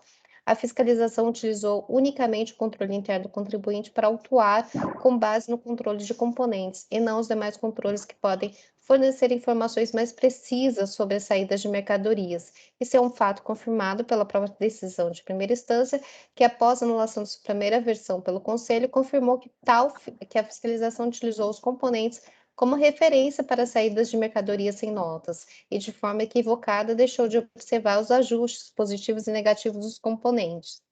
Não se pretende afirmar que o controle interno de componentes é imprestável para aferição a respeito da saída de mercadorias. O que se pretende é ressaltar que a fiscalização deveria ter utilizado o saldo da movimentação de componentes no lançamento, em um segundo momento, confrontando com as demais provas. Assim, sem considerar os livros fiscais, sem examinar as entradas e saídas, as notas fiscais correspondentes, e, portanto, sem realizar o procedimento mais usual, mais adequado no caso de lançamento de IPI sobre saídas, que seria a auditoria de produção com a devida aferição da possível falta de estoque global externa, a fiscalização presumiu a falta de estoque de mercadorias e arbitrou o lançamento sob ligação de saída de mercadoria sem notas. Com base nos documentos, escrita e contabilidade para uma auditoria em loco, a fiscalização deveria ter ao menos analisado o consumo efetivo, a contagem física, o giro de estoque e a capacidade industrial, de forma a remontar a fórmula de produção do contribuinte nas diversas etapas de industrialização dos semi-elaborados e finais, avaliando quantos e quais componentes são necessários para a fabricação de cada mercadoria, e somente a partir dessa análise concluir quantas mercadorias efetivamente saíram do estabelecimento sem notas fiscais. Então, é questão de vinculação, né? Então, por isso que foi dado provimento ao recurso quanto à matéria aqui tratada. Em um manifesto, minha concordância, eis que a fiscalização deve previamente dar suporte à autuação fiscal, não podendo inferir e presumir a falta de estoque sem observância dos procedimentos usuais, né? Vinculando cada mercadoria de saída e, caso contrário, os jogadores de primeira e segunda instância estariam prejudicados em sua análise e convicção, né? Em vista de todo exposto, eu voto por negar provimento ao recurso especial interposto pela Fazenda Nacional. Esse é meu voto, presidente. Doutor Luiz, além de estar com vista, é o decano. Com a palavra. Obrigado, senhor presidente. Cumprimento a relatora pela clareza do voto e, por uma questão de lógica, eu peço para iniciar o meu voto pela segunda matéria. Por quê?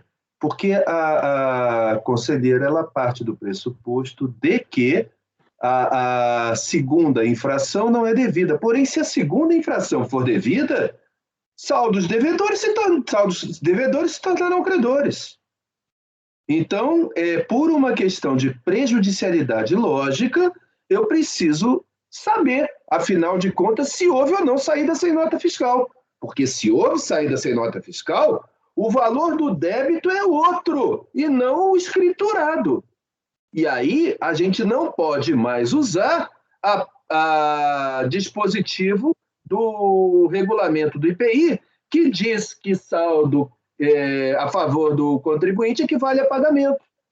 Porque esse saldo tem que ser um saldo ao final do processo.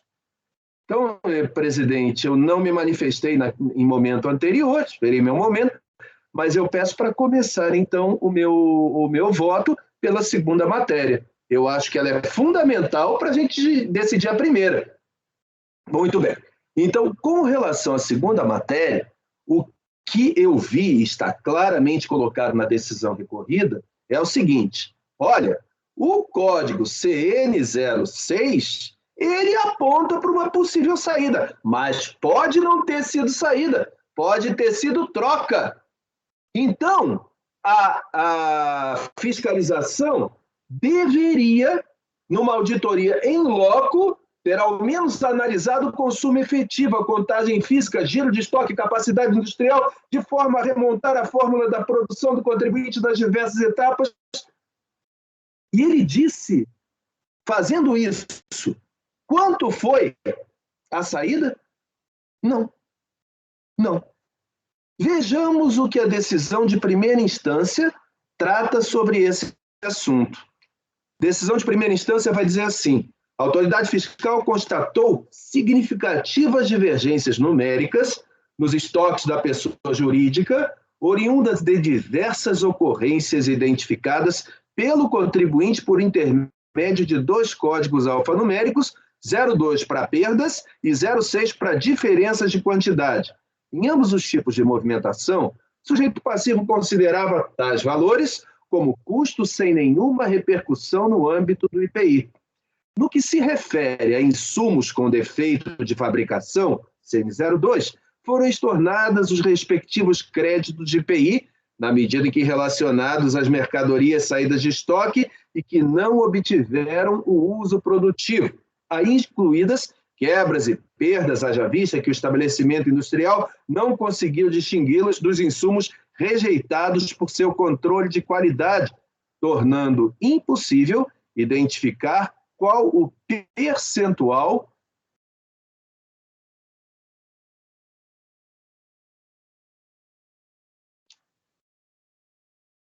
percentual perdão, eu estou com dificuldade de ler o tamaninho da letra, que estava muito pequena, eu aumentei, aí eu me perdi aqui nas minhas anotações da minha vista.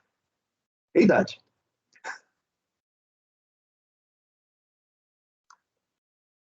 Perdas em seu processo produtivo também, vamos lá, haja vista que o estabelecimento industrial não conseguiu distingui-las dos insumos rejeitados por seu controle de qualidade, tornando impossível identificar qual o percentual de quebras, perdas de seu processo produtivo, também inexistindo laudo hábil a justificá-las. Quanto a divergências numéricas no estoque de insumos CN06, foi efetivado o lançamento do tributo correspondente a tais saídas presumidas. Inicialmente, tenho que restou. Estou lendo aqui a decisão de primeira instância para a gente contextualizar a discussão com as duas visões. Eu acho isso fundamental. Inicialmente, tenho que restou demonstrado a partir das declarações prestadas pelo próprio sujeito passivo que os bens registrados no Código CN02 correspondem a perdas no processo produtivo, tratando-se de mercadorias que, apesar de terem movimentado seus estoques, não foram utilizadas pela produção, inexistindo laudo ou estudo que ampare o não estorno do IPI, não logrando identificar o contribuinte a origem e natureza dos registros no Código CN02, tornando impossível a aferição do percentual de quebras de seu processo produtivo. Resulta incontroverso nos autos, ainda que as demais divergências numéricas decorrentes da contagem física de insumos identificados pelo Código CN06 correspondem a efetivas faltas de mercadorias no estoque do sujeito passivo. Aí, no plano normativo, ele cita o artigo 123 do RIP 2002, isso eu passo, e aí ele continua ainda. Desta feita, as perdas ocorridas por qualquer motivo no processo de industrialização implicam a obrigatoriedade de estorno do crédito do IPI, apropriado em relação a insumos entrados no estabelecimento industrial nos termos da legislação. Tratando-se de fato determinante da anulação de créditos, impunha-se ao sujeito passivo proceder à respectiva anulação no período de apuração em que ocorreu ou se verificou o evento, representado pela quebra, perda ou defeito do insumo identificado pelo sujeito passivo como ocorrências registradas no Código CN02. Aí, mais um parágrafo que me chamou a atenção, eu vou ler para vocês, está na decisão de piso. A imaginativa tese do impugnante no sentido de que tais valores foram agregados ao custo de produção e considerados na composição do preço de venda, o que asseguraria a manutenção de crédito sob pena de bitributação, é absoluta e frontalmente contrária à lógica. Isso não sou eu que estou dizendo, e nem estou concordando ou discordando. Estou só colocando para vocês o que consta dos autos. E contrária à lógica subjacente à não cumulatividade do IPI, a qual impõe que seja compensável, deduzido, do valor devido na saída, o imposto, crédito, pago anteriormente relativo a insumos levados à composição do novo produto resultante da operação de industrialização.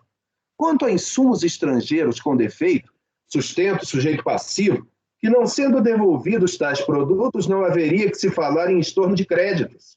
Esclareça-se, porém, que embora o procedimento ordinário referido pela autoridade fiscal em seu relatório, folhas 18 a 51, fosse a devolução dos produtos, insumos, com estorno do IPI, conforme prescreve o artigo 193 do regulamento, a não devolução de tais produtos defeituosos ao vendedor não afasta a imposição normativa de que seja anulado, mediante estorno na escrita fiscal, o crédito do imposto relativo aos insumos inutilizados ou deteriorados. Por sua vez, nos termos do artigo 123 do regulamento, apurada a falta no estoque de produtos, identificada sob o Código CN06, inclusive por destruição em sinistro, desaparecimento, inutilização, obsoletismo, extravio, etc., o contribuinte deveria proceder ao pagamento do imposto sobre a totalidade dos produtos faltantes, efetuando seu estoque em nota fiscal especialmente emitida para esse fim, no momento da verificação da falta. Não comprovada documentalmente a ocorrência causadora da redução no estoque, a baixa somente poderia ser efetuada mediante pagamento do imposto, ou seja, imposto calculado como se o produto ou insumo houvesse efetivamente saído do estabelecimento industrial. E aí, é muito grande. Eu só queria deixar claro que esse é um ponto importante para a gente discutir. Eu tenho que partir do pressuposto de que foram identificados saídas que precisam ser esclarecidas. E essas diferenças presumem-se saídas sem nota. Ah, mas você podia ou deveria ter feito uma análise mais profunda para achar um saldo, porque nesse meio alguma coisa pode não ter sido aquilo que parece. Então mostra o quanto foi a decisão recorrida, simplesmente pegou aquela prova que estava indicando uma saída sem nota e disse, olha, tudo isso aqui é inválido. Quando eu entendo que se há uma acusação com base numa prova, essa prova tem que ser mostrada inverídica.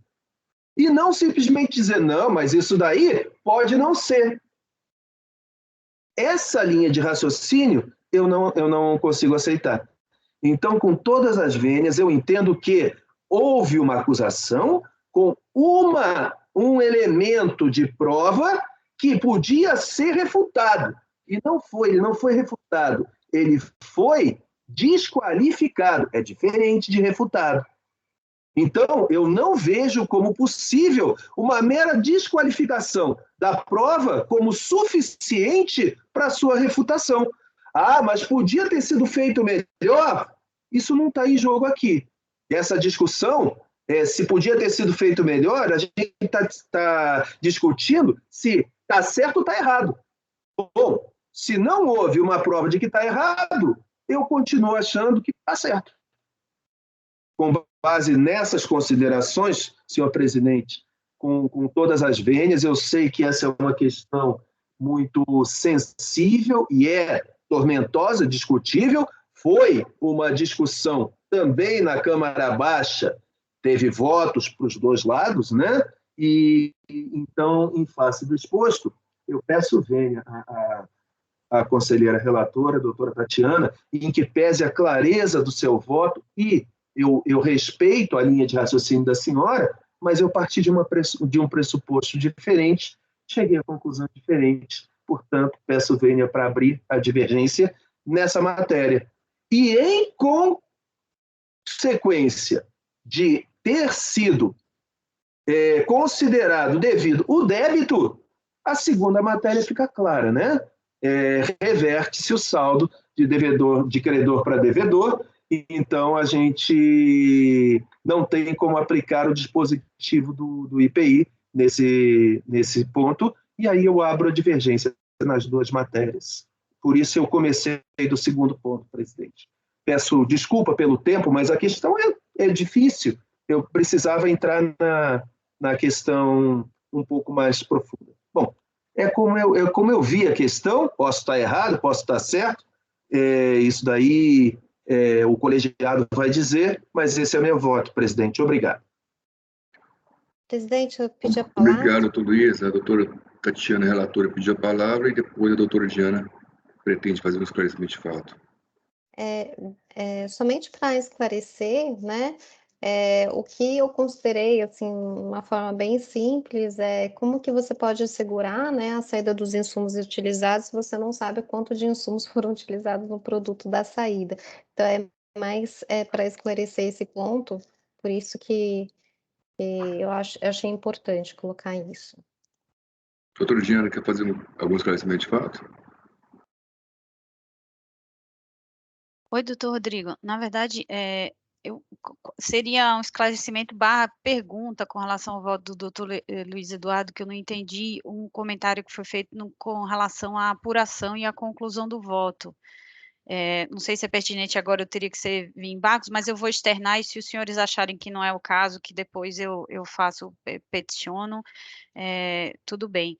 É só porque o doutor Luiz Eduardo, acho que fez uma menção com relação a entender a efetiva apuração do período para concluir pela aplicação do 124 ou não. Por que eu acho que talvez um esclarecimento de fato seja importante? Porque esse processo, essa parcelinha de CN06 é muito pequena e o crédito existente da empresa com relação ao período todo é muito grande, porque tem aqui nessa apuração, por exemplo, IPI Zona Franca de Manaus, que já foi reconhecido lá embaixo pela decisão da turma. Então, eu não sei se é importante para os senhores, até para o doutor Luiz Eduardo, na linha de voto dele, examinar a referência de crédito que consta na folha... Procurando aqui só a referência do processo administrativo. Mas, enfim. Não, eu gostaria de abrir, sim. Presidente, daí pode... É um esclarecimento de fato que pode retirar o evento embargo. Doutor Luiz, doutor Diana, a senhora está falando que mesmo com essas saídas sem nota fiscal, o débito, crédito não seria capaz de reverter o crédito. Eu estou tentando aqui procurar os valores para ter certeza dessa informação que eu estou colocando, mas da onde eu sei, porque esse processo tem várias rubricas, ele foi morrendo ao curso das instâncias. Então, o que eu me lembro, o CN06 é uma parcelinha bem pequena, o auto de infração já é pequeno e o volume de crédito do Zona Franca de Manaus era bem superior. Então, enquanto que o doutor Luiz Eduardo estava falando, eu estava até puxando aqui no processo a referência que eu encontrei já de primeira é do auto de infração das folhas... Deixa eu ver aqui, está ao contrário aqui, é folha 11 do PDF, mas eu não sei qual que é do processo administrativo, mas enfim, deve estar no comecinho, né? Tá bom, esclarecido o fato. O doutor Luiz... Obrigada. Doutor Luiz, em seu voto, disse que... Presidente, eu gostaria de confirmar aqui na folha 11, né? E dizer que há essa inversão, porque se não houver a inversão, eu vou acompanhar a relatora na decadência. Eu só queria olhar a folha 11 aqui, eu estou abrindo aqui, estou procurando nesse momento. Enquanto isso, o doutor Jorge tinha pedido a palavra. O doutor Jorge está pedindo a palavra. Um momentinho para olhar o processo, por favor. Doutor Jorge. A questão é a seguinte, doutor Luiz, não é essa a questão dos autos. Eles não estão se referindo a saldo credor, eles estão se referindo ao seguinte, aquele pagamento, aquele crédito que foi pago na aquisição do insumo, quando ele entra no conta corrente, na conta escritural do IPI, a tese levantada é que esse crédito, independentemente do cálculo do tributo, esse crédito já é um pagamento. A legislação é de 64, a legislação do IPI sucedeu o imposto de consumo, e o IPI é pago por fora. Então, essa tese, que para mim é totalmente descabida, ela diz o seguinte, a tese do processo é essa, o crédito que foi colocado na conta escritural do IPI equivale a pagamento, não o saldo credor, como o senhor está entendendo. Eu entendo que, pelo amor de Deus, eu entendo que é o saldo credor, e por isso eu estou olhando a página 11. Mas não é essa a tese. A tese, por isso que a doutora Diana fez essa observação, para dizer o seguinte, olha, existem outros créditos. Outros créditos que são legítimos.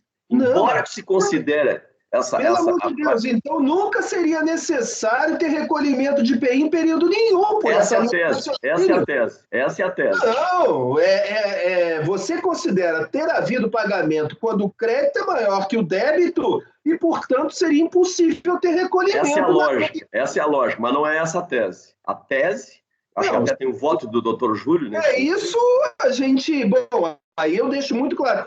Eu estava olhando para ver se vai continuar havendo... Página 11, eu estou tentando achar aqui o processo. Sim, eu só queria fazer essa observação, doutor Luiz. Obrigado, doutor Jorge, porque, olha, não, de jeito nenhum. Eu entendo que o artigo do regulamento do IPI diz se o crédito do IPI resulta em saldo credor, é impossível exigir um pagamento nesse momento, então o crédito equivale a pagamento. É isso que eu leio do regulamento do IPI. Então, eu tenho que olhar aqui a página 11, presidente, para evitar um embargo, porque se o saldo continuar sendo credor, eu vou concordar com a relatora. Perfeito. O doutor Jorge colocou uma tese que realmente, entre a gente no CAF mesmo, a gente já discutiu muito isso aí, doutor. Não, é que eu só dizer o seguinte, a tese da doutora Tatiana não é essa. A tese da doutora Tatiana é que, colocado crédito, colocado o valor do IPI destacado na nota fiscal da compra de insumo, no livro registro de IPI, esse crédito... Já seria o pagamento. Já seria o pagamento. Esse é o voto do doutor Tatiana. E o meu voto, meu entendimento é que tem que ter o saldo credor para se aplicar o artigo do regulamento do IPI. Então, eu estou aqui com o processo aberto, é final 35, não. Final 04. Achei ele, está aqui. Estou com ele aberto, doutora Diana. Página 11, né? Volume 1. Acho que eu me equivoquei na página, é a 12. Mas, enfim, a partir da 11, porque a 11... É a partir da... eu estou falando da referência de página que eu tenho aqui, é aquela escrita, né? Eu não sei se no processo eletrônico está dessa forma, mas deve ser por aí a referência. É no próprio auto de infração. São as folhas, e tem um primeiro demonstrativo de saldo da escrita fiscal que ele coloca como antes da reconstituição, e tem um segundo que é demonstrativo de reconstituição da escrita fiscal. Só um minuto. 14, página 14, doutor Luiz. Seria a reconstituição, no caso. Pelo voto do doutor Luiz, seria a reconstituição, né, doutor Luiz? Sim, sim. É pela reconstituição. Bom, página 14 escrita, não, né? 11, pelo escrito da 14 para nós. Perfeito. Não, 14 do PDF mesmo. Se colocar lá, abrir o 14 arquivo, 14 do PDF. Perfeito. Página 14. Demonstrativo de reconstituição da escrita fiscal. Então, você tem período de apuração, julho de 2005, saldo credor reconstituído anterior, 0. Créditos escriturados, 9 milhões. Débitos escriturados, 4. Aí ele tem um saldo credor de quase 5 milhões, 4 milhões e 600. A última coluna traz o saldo por período. Credor. Sim, perfeito. Nós estamos discutindo nos períodos do ano de até outubro, né, que a doutora Tatiana votou por considerar decaído. Então, nós temos julho, agosto e setembro, valores de milhões de reais de saldo credor já reconstituído. Nesse caso, não tenho o que discutir. Eu acompanho a relatora pelas conclusões quanto à decadência. Tá? Presidente, quero agradecer pelos esclarecimentos, isso evita um embargo, né? Uma situação de fato. Como meu voto, presidente, abro divergência com relação à matéria 2 e acompanho pelas conclusões com relação à matéria 1. Como voto. Doutor Jorge, o senhor ainda está pedindo a palavra ou fechou? Não, eu só não entendi o seguinte. Se tem saldo credor, como é que teve lançamento? Desculpa, a erva na garganta. Esse processo é um processo de lançamento. Então, se tem lançamento, tem saldo devedor. Eles reconstituíram esse crédito. Isso eu não entendi, doutor Luiz. Se o saldo é credor, não tem lançamento. Lançamento pode diminuir o saldo credor.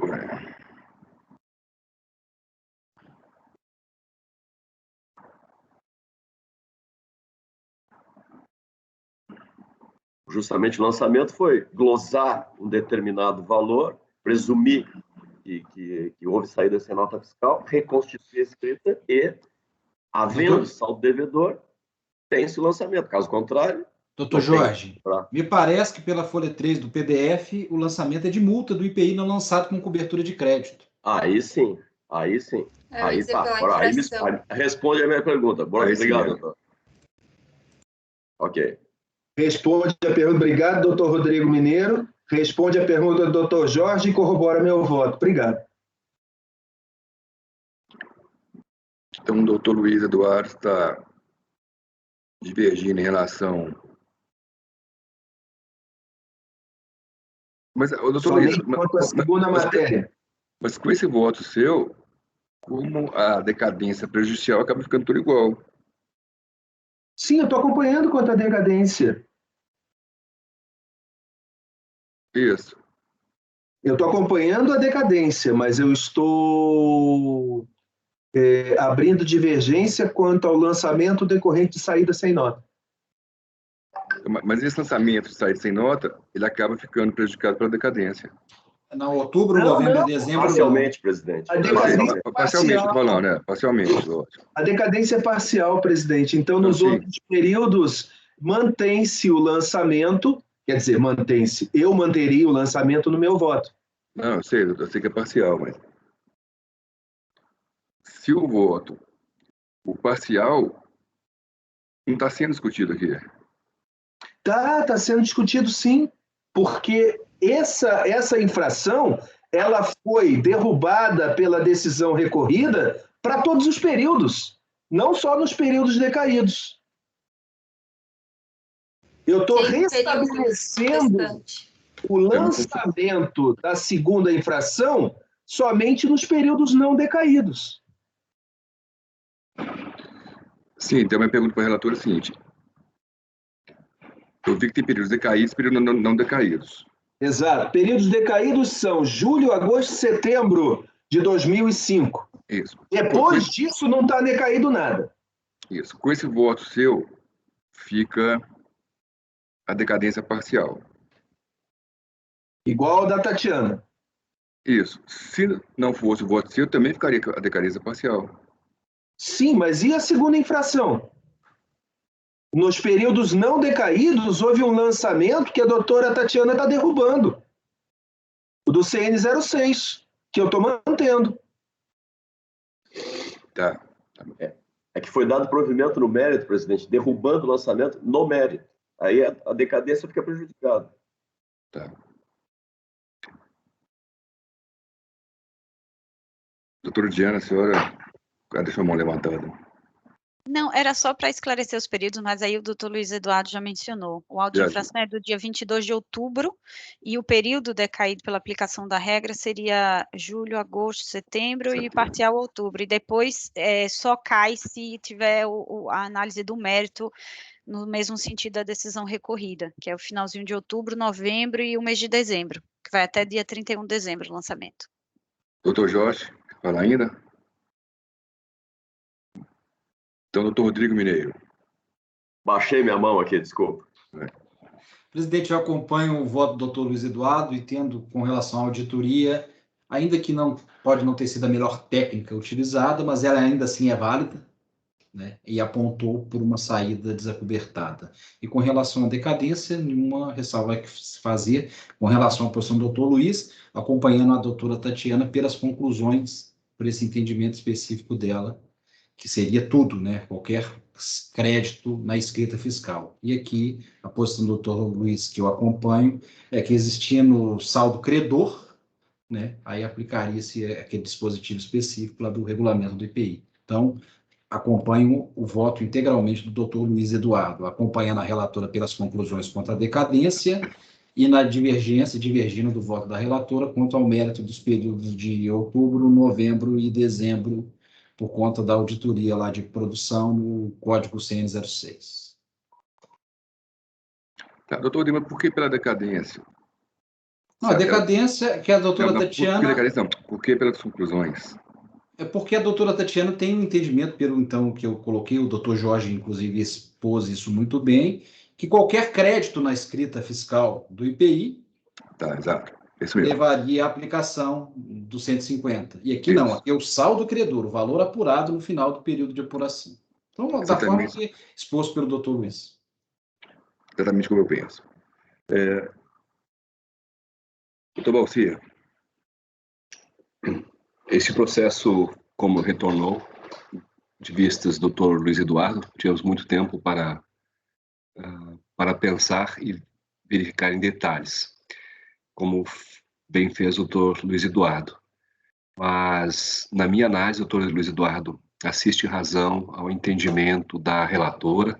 O voto está muito bom, com a citação devida ao voto do conselheiro Charles, que faz uma referência ao voto do conselheiro Pedro Rinaldi. Então, voto com a relatora, tanto na primeira quanto na segunda matéria. Doutor Jorge. Acompanha a divergência, presidente, no sentido de quanto à decadência pelas conclusões, e mais um adendo, doutor Luiz.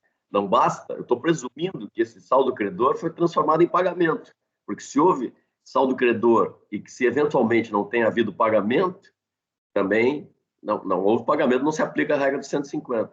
Então, presumindo aqui que esse saldo devedor, saldo devedor, houve pagamento. Então, acompanha a divergência, ou seja, a decadência da doutora Tatiana pelas conclusões, porque eu veementemente refuto a tese de qualquer crédito na escrita do IPI se transformar em pagamento para fins de aplicação do 150, parágrafo 4º, e no mérito, eu dou provimento ao recurso da Fazenda. Acompanha a divergência aberta pelo doutor Luiz. Está com o voto. Doutora Semíria. Quanto ao primeiro tópico da decadência, eu acompanho a relatora, porque a questão é que ela aplicou o repetitivo do STJ em relação, usando também o conceito de pagamento parcial, né? Então, eu sigo essa linha também, nesse ponto. Então, acompanho nesse ponto e acompanho também no seguinte, eu acho que a investigação da fiscalização num auto de infração, ela poderia ter sido melhor feita. Então, eu acompanho a relatora. Doutora Vanessa. Presidente, eu acompanho a relatora nas duas matérias, né? A gente já debateu bastante a questão aqui, e realmente na segunda matéria, em se tratando de auto de infração, o ônus da prova passa a ser da fiscalização, né? Então, parece que o encaminhamento da relatora é o mais adequado. Então, acompanho a relatora, presidente.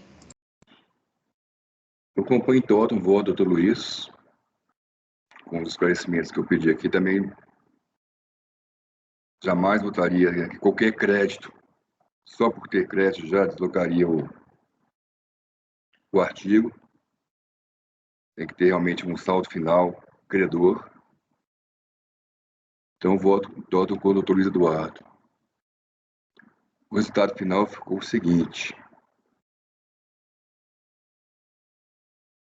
Por força do artigo 19-E